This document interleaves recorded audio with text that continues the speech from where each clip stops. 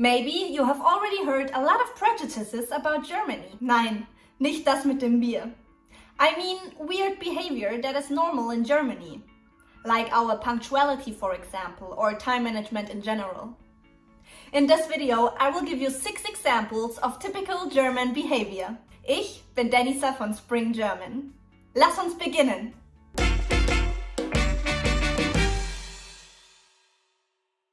Erstens, lüften.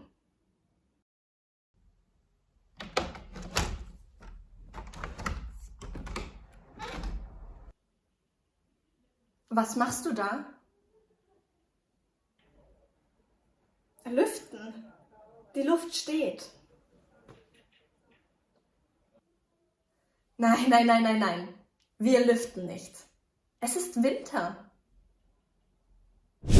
I don't know if it's possible in your country, but in Germany you can tilt the windows. Germans are obsessed with lüften, which means ventilating their homes. They do it more than once a day and let the nasty stale air out and the cold but fresh air in, even in the dead of winter.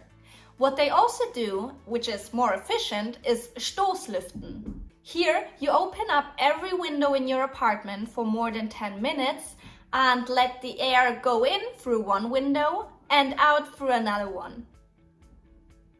Zweitens, signal of wanting to go home. So, es war schön.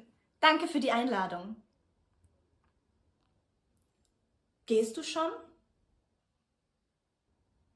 Ja, ich muss los.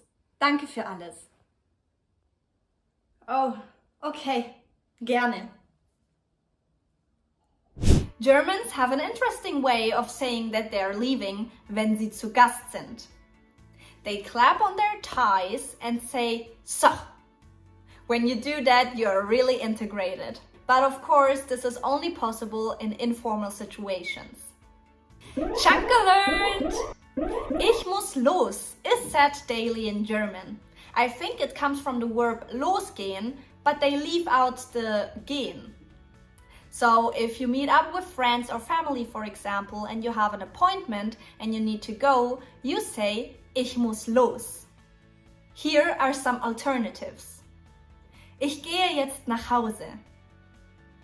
Ich möchte jetzt nach Hause gehen. Ich mache mich jetzt auf den Weg. For other helpful chunks like this, get our free Essential German Chunking Kit. The link is in the description. Drittens, Zeitplanung. Hey, komm rein! Entschuldige, ich bin zu früh. Quatsch! 5 Minuten vor der Zeit ist des Deutschen Pünktlichkeit. If you are invited or have a special appointment, sei pünktlich. But in Germany, this means being even 5 minutes early. With birthday invitations, it gets even crazier. You have to invite your friends months in advance. I know. Germans love to plan things ahead and be structured. How about your home country? Let me know everything about your home country and your experience in the comments down below. Also, stay tuned because at the end of this video, I will tell you why you will find a lot of empty bottles in a German household. Viertens, wandern gehen. Wohin gehst du? Wandern am Königssee. Wow, wie schön. Ich muss leider noch so viel lernen. Ich würde gerne mitkommen. Komm doch mit. Die frische Luft wird dir gut tun. Ja, stimmt. In Ordnung. Germans have a connection to nature for various reasons.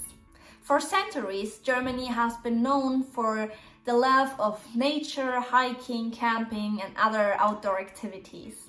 Germany is a country with a wide range of natural landscapes, from the Bayerische Alpen to the Schwarzwald and the Nordseeküste.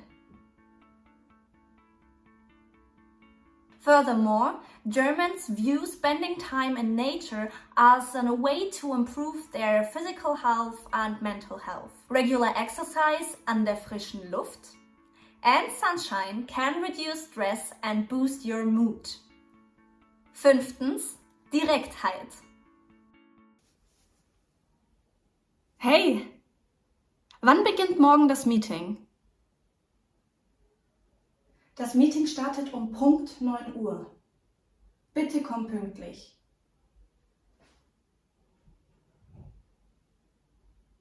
Okay. Bist du gestresst? Nein, entschuldige. Ich wollte dir nur auf deine Frage antworten. Germans tend to communicate in a more straightforward manner. They don't use excessive Höflichkeit or small talk. Moreover, it's important to note that communication styles and cultural norms can vary widely in a country. They depend on the individual. So, while some Germans may be very direct, sind es andere vielleicht nicht. Overall, it's important to recognize these cultural differences and respect them. Respect the different perspectives and communication styles. 6. Pfandsystem. Hey, wo ist der Müll? Das gehört nicht in den Müll. Stell sie einfach in die Tasche in der Küche. Sammelst du sie für ein Kunstprojekt? Nein, ich muss sie doch sammeln. Das sind Pfandflaschen. Yes, Germans collect empty bottles at home. I think it might be weird for other people in other countries. The reason for that is because they have a Pfandsystem. This means that when they are buying, for example, a bottle of plastic or glass, they will have to pay a little bit more money, but they will get it back when they bring back the bottles to the store. The machines look like this. You put your empty bottles or cans in the machine and it scans the code. So you can't crush them, otherwise the machine can't read the code. At the end, you will get a voucher, which will get you a lot of money back. Da wäre es ja blöd, die Flaschen wegzuschmeißen. In Germany, you will not only be confronted with weird German behavior, but also with proverbs that you may or may not recognize. I introduced them to you in this video. See you there!